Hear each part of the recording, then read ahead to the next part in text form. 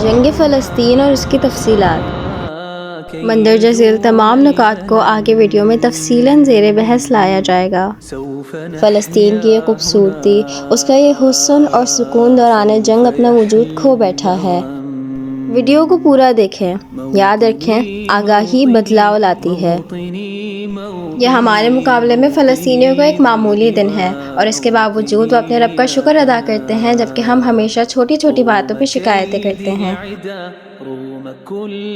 مسجد Al-Aqsa اصل میں ہے کیا؟ طریق البراق یہ وہ دیوار ہے جہاں حضرت محمد صلی اللہ علیہ وسلم نے مکہ سے یروشلم اور پھر آسمانوں کے سفر میں براق کو باندھا تھا۔ اس کے نیچے مسجد کا چھوٹا سا حصہ ہے جسے مسجد البراق بھی کہا جاتا ہے۔ یہ وہ مقام ہے جہاں پر براق کی رسی کو باندھا گیا تھا، اور یہ طریق البراق ہے جس کے بارے میں ہم نے بات کی تھی۔ یہودی اس دیوار کو اپنی ویلنگ وال مانتے ہیں اور یہاں آ کے عبادت کرتے ہیں، مگر مسجد کے اندر داخل ہونا ان کے لیے ممنوع ہے۔ اس کے بعد یہاں موروکن گیٹ باب المغاربہ ہے۔ یہ وہ واحد دروازہ ہے جس کے ذریعے یہودیوں کو سینچری کے اندر داخل ہونے کی اجازت دی گئی ہے۔ پھر بات کرتے ہیں مسلح مروانی کی۔ مسلح مروانی ایک وسیع زیر زمین علاقہ ہے جسے امیہ ڈائنسٹی نے 8ویں صدی میں تعمیر کیا تھا۔ کہا جاتا ہے کہ حضرت عیسیٰ علیہ السلام کی پرورش اس جگہ پر کی گئی تھی۔ یہ جگہ تھرون آف سلیمان کہلائی جاتی ہے، اور یہ ماننا ہے کہ حضرت سلیمان علیہ السلام کا وصال یہاں ہوا تھا۔ دور حاضر میں یہ گرلز کالج کے طور پر استعمال ہوتا ہے، اور یہ وہ پکچر ہے جو عموماً مسجد اقصی کے طور پر سامنے آتی ہے، مگر یہ اصل میں مسجد اقصی نہیں ہے۔ یہ ڈوم آف دی راک ہے جسے قبۃ الصخرہ بھی کہا جاتا ہے۔ یہ خلیفہ عبد المالک نے تعمیر کی تھی، اور یہاں پر ایک مبارک پتھر پایا جاتا ہے جہاں سے حضرت محمد صلی اللہ علیہ وسلم نے حضرت جبرائیل علیہ السلام کے ہمراہ آسمان کی جانب سفر کا آغاز کیا تھا۔ اور یہ سلور ڈوم ہے جسے مسجد قبلی بھی کہا جاتا ہے، اور یہ کچھ لوگوں کے مطابق مسجد اقصی ہے، لیکن مسجد اقصی یہ بھی نہیں۔ اور اس کا جواب یہ ہے کہ دراصل یہ پورا کمپاؤنڈ ہی مسجد اقصی ہے، جو کہ صرف اور صرف مسلمانوں کی ملکیت ہے۔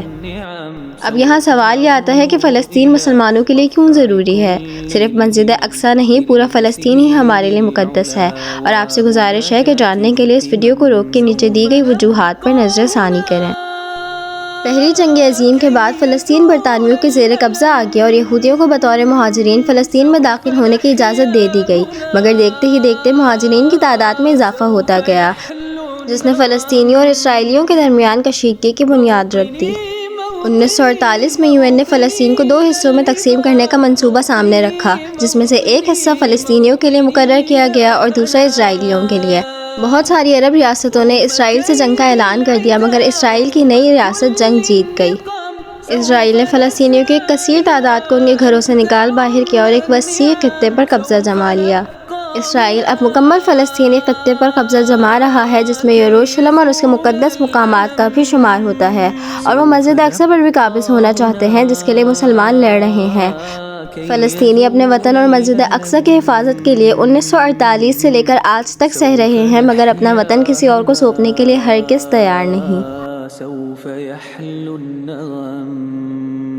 فلسطین کی موجودہ صورتحال بے انتہا دردناک ہے، اور اسرائیل دھماکوں کا اختتام نہیں کر رہا۔ مجموعی طور پر غزہ میں 11,000 عمارتیں پہلے ہی تباہ ہو چکی ہیں۔ غزہ کی آبادی خاص طور پر فضائی حملوں کا شکار ہے۔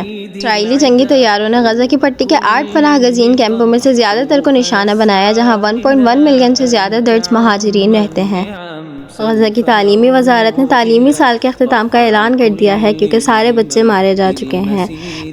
اسرائیل اب تعلیمی اداروں اور ہسپتالوں کو نشانہ بنا رہا ہے، جہاں پر لوگوں کی ایک کثیر تعداد پناہ گزین ہے۔ اسرائیل نے فلسطینیوں کو ہر طریقے سے فلسطین چھوڑنے پر مجبور کر دیا ہے۔ وہاں بجلی، پانی اور انٹرنیٹ کی شدید قلت ہے، رابطے ناممکن ہوتے جا رہے ہیں، اور غزہ میں مکمل بلیک آؤٹ کی صورتحال ہے، اور لوگ وہاں بے انتہا سہ رہے ہیں۔ مگر فہرست یہاں ختم نہیں ہوتی۔ غزہ میں ہر گھنٹے 42 بم گرائے جاتے ہیں، 15 لوگوں کی لاشیں اٹھائی جاتی ہیں، 35 زخمی ہوتے ہیں، اور 12 عمارتیں تباہی کا شکار ہو جاتی ہیں۔ وہاں ہر 9 منٹ میں ایک بچے کی میت ہوتی ہے۔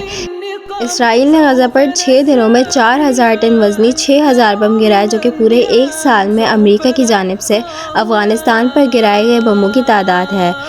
غزہ پر گرائے جانے والے بم ہیروشیما پر گرائے جانے والے بموں سے 1.5 گنا زیادہ طاقتور ہیں۔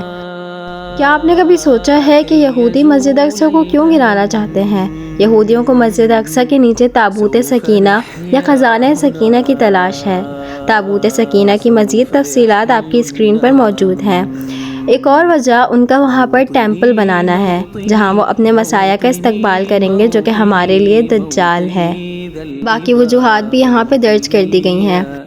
یہ جنگ فقط اسرائیلیوں اور فلسطینیوں کے درمیان نہیں بلکہ یہ جنگ مسلمانوں اور غیر مسلمانوں کی جنگ ہے، اس لیے روز محشر حساب کتاب ہم سب سے ہوگا۔ لیکن یہاں سوال یہ اٹھتا ہے کہ ہم فلسطین کے لیے کیا کر سکتے ہیں؟ اس کا جواب یہ ہے کہ اپنی مالی حیثیت کے مطابق فلسطین کے لیے صدقہ کریں، فلسطین کے لیے بے تحاشا دعائیں کریں اور روزانہ 2 رکعت صلاۃ الحاجت ان کے حق میں پڑھیں۔ اسرائیل کی تمام اشیاء کا استعمال بالکل ترک کر دیں اور اس کے ساتھ پرامن احتجاج کریں۔ اپنے بچوں اور اپنے آس پاس کے لوگوں کو مسجد اقصی کی اہمیت کے بارے میں سمجھائیں اور غزہ کے حالات کی آگاہی فراہم کریں۔ اس کے علاوہ اپنے سوشل میڈیا پر زیادہ سے زیادہ فلسطین کے حالات کے بارے میں پوسٹ کریں۔ یاد رکھیں، بدلاؤ صرف آگاہی سے ہی ممکن ہے۔